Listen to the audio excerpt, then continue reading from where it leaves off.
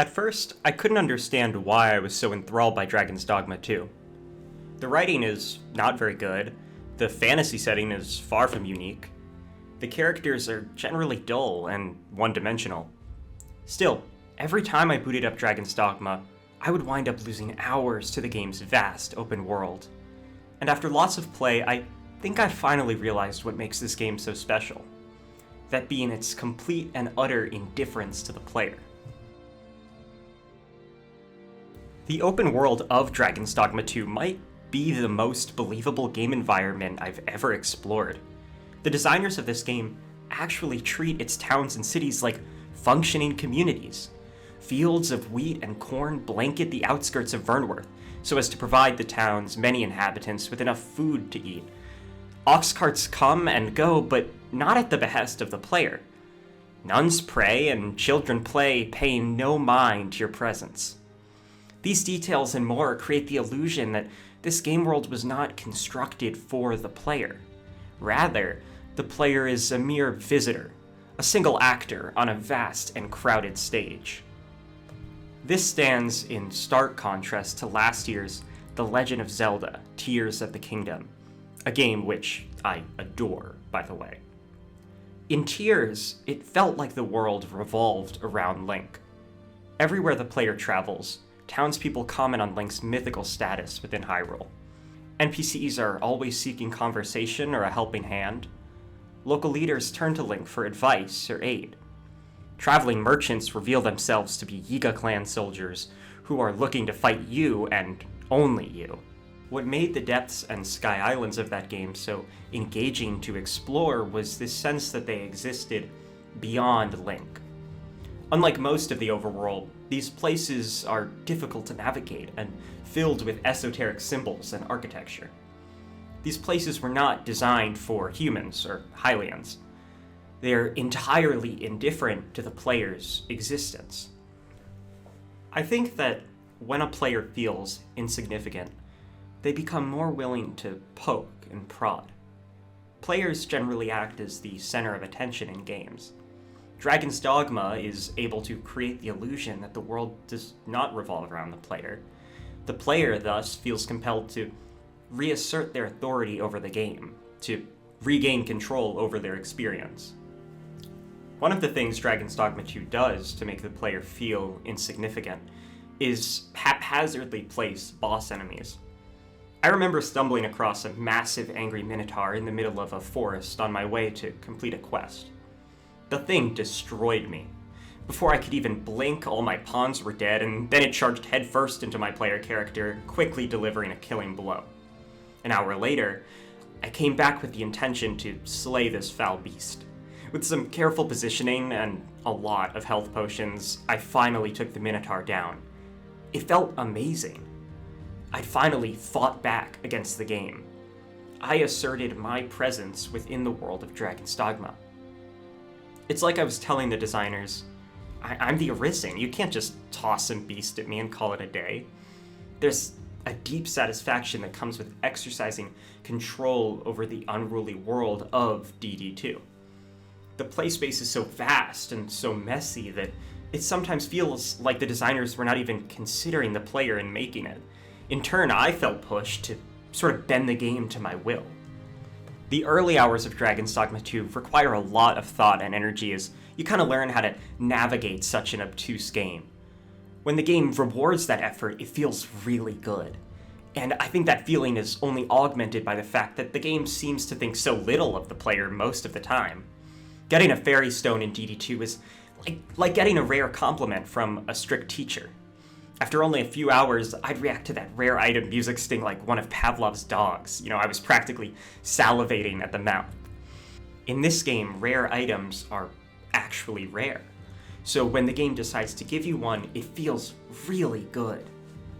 My sense that Dragon's Dogma 2 doesn't care about the player was heightened by the game's willingness to just let its systems work. The game's enemy AI is constantly going wild. Enemies don't care if you're already engaged in a fight. If they see you, they will try to kill you. I was fighting a massive stone golem in Batal, the game's desert area, when a griffin swooped down from the sky to attack me. As I ran to better position myself, I was ambushed by a group of goblins. Suddenly, I was fighting 2 bosses and 1 mob of enemies simultaneously. Dragon's Dogma 2 is filled with these kind of emergent combat scenarios, the likes of which are usually reserved for survival games. There's a thrill to not knowing how many enemies I'm actually going to end up fighting when I enter combat. I imagine the game's combat designers were inspired by Capcom's Monster Hunter series, which also features robust and often unpredictable enemy AI. This randomness is what really sets Dragon's Dogma 2 apart from other RPGs, namely 2022's excellent Elden Ring. Like Dragon's Dogma 2, Elden Ring is obtuse, difficult, and opaque. Both games love to throw the player into brutal combat scenarios and just watch them squirm for the fun of it. But everything in Elden Ring feels less systemic and more deliberate. Combat is much slower in Elden Ring. The game basically requires that each input is made intentionally, as button mashing usually results in a swift death. The lands between also feel more purposefully designed than the continent of Dragon's Dogma. DD2's cities and fields do not appear to be constructed with the player in mind, even if they are. They're filled with unique NPCs, each with their own unique routines. Settlements are far apart, separated by vast and mostly empty plains. Caves feel dotted across the map at random. It's not uncommon for the player to travel for a while and find nothing, only to stumble across multiple caves right next to each other. All of this stands in stark contrast to the lands between. The lands between are filled with interesting content every step of the journey. NPCs are few and far between, and will usually stay in the same place for hours as they await the player's arrival. Caves and dungeons are spread evenly across Elden Ring's mountains and valleys.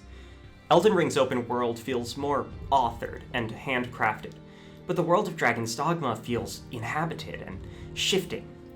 Each world's atmosphere fits its game perfectly, but there's something especially thrilling about exploring a setting like Dragon's Dogma, somewhere that feels so believable in its geography and so rich with life and activity.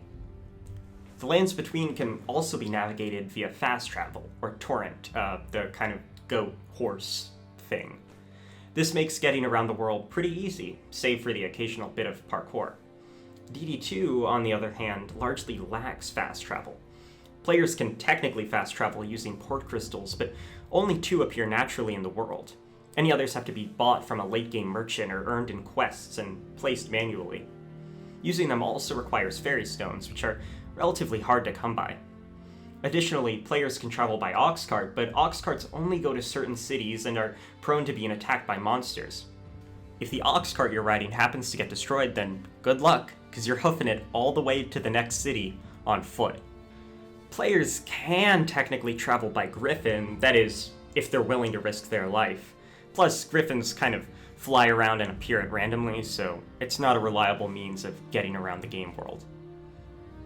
By removing such a video game-y element of the open world, that being fast travel, Dragon's Dogma 2 makes its world much more foreboding than Elden Ring.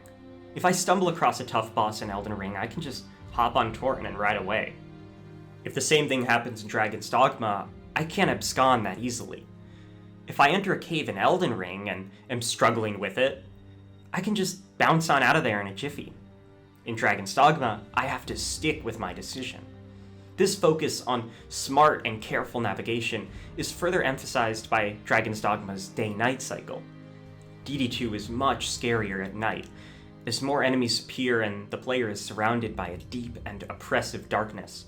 So, while Elden Ring is harder than Dragon's Dogma 2, I don't think it's nearly as player indifferent. The lands between is easily navigable and can be traversed without much friction, save for the occasional obtuse puzzle. Bosses and dungeons feel deliberately placed so as to provide the player with a constant stream of new content. Conversely, traveling across the world of Dragon's Dogma felt like walking across a real continent, with all the danger and surprise that might entail. Both games have great open world design. Elden Ring is just more explicitly player-centric than DD2. As a result, it can't quite capture the survivalist thrill I felt each time I ventured out into the wilds of Vermund or Vital. Another aspect of Dragon's Dogma which reinforces the insignificance of the player is the pawn system. Pawns are NPCs which accompany you throughout the world of Dragon's Dogma 2. They'll occasionally guide you, but usually just tell you about that cool ladder they saw. Yet, despite their name, pawns are not totally under the control of the player. They'll occasionally wander off on their own, but so do most video game NPC companions. What makes pawns special is the fact they're not exclusive to a single player's world. Instead, pawns travel freely between game instances across every single playthrough of Dragon's Dogma 2 that's happening across the globe, and they can be hired by other players. Pawns hired from another player will talk about their previous masters and point out locations they visited in another playthrough. Even the player's main pawn, their constant companion, will visit and discuss their experiences in other worlds. Thus, the player is forced to consider the insignificance of their game session relative to everybody else's. Side note, I really hope Capcom doesn't patent this game mechanic. It's really, really, really cool, and I hope other developers kind of put their own spin on it. I think asynchronous multiplayer is a really, really interesting idea, and I want to see where the pawn system goes in the future. Pawns can also contract an illness called Dragon's Plague, which may compel them to level an entire town. The mere possibility of this happening also reminded me that I did not really have control over my pawn. Dragon's Dogma 2 is not a perfect game by any means. Performance on PC is terrible. The game is not very graphically ambitious, but still manages to make my laptop feel as hot as the sun. I hover around a steady 60 frames per second in the game's outdoor areas, but the moment I entered a city, the frame rate would tank, down to sometimes 15 frames per second.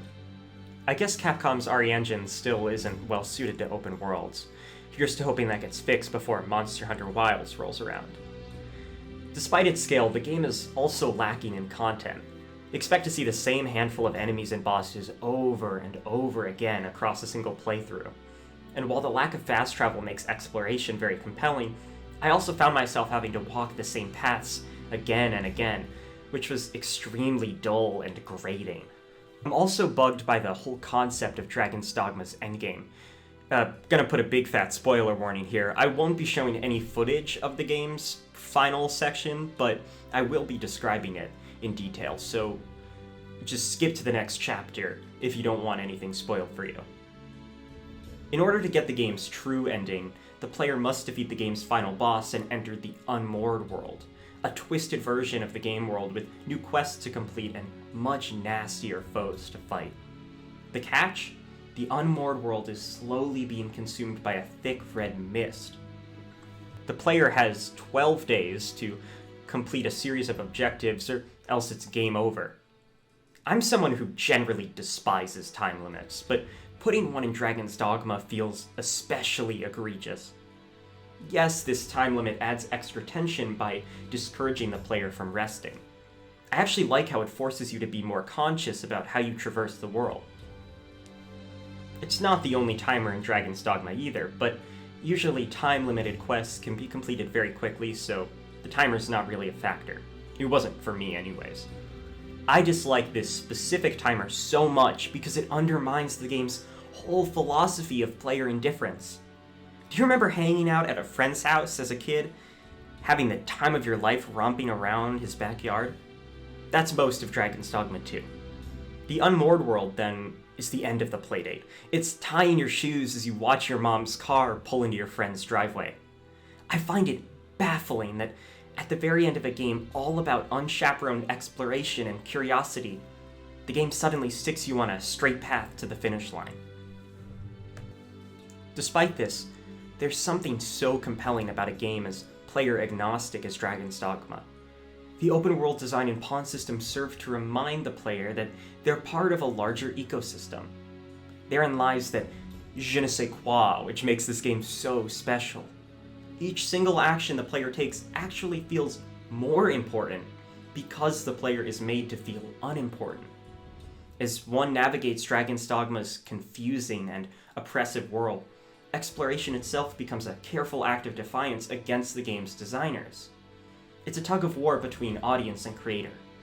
one that complements Dragon's Dogma's themes of power and control. I can't wait to continue sticking it to the game designers as I laboriously carve my path through the game world all over again. If you've made it this far, I want to thank you for watching. Your time and attention is really valuable, so I'm grateful that you decided to spend it listening to me. I also want to encourage you to like this video, subscribe, share it with friends, whatever. I have a lot of fun ideas right now for games I want to cover in the future. Know that future projects might take a little more time to complete because I'm heading into finals right now, so I want to make sure that, I do well in my classes before I do well here. That being said, I'm really looking forward to what's coming next. The next one might be a small video, it might be a biggie, so just, bear with me, something is coming. I've already started writing a few projects, and I'm really looking forward to sharing them with you when they're ready. Thank you for watching, and I encourage you to go check out the other videos on my channel if you haven't already. I'm really proud of especially the most recent Max Payne one. It's a little self-indulgent, but I think it turned out really well, and I hope you enjoy it as much as I enjoy making it. With that, I'm signing off. Catch you in the next one.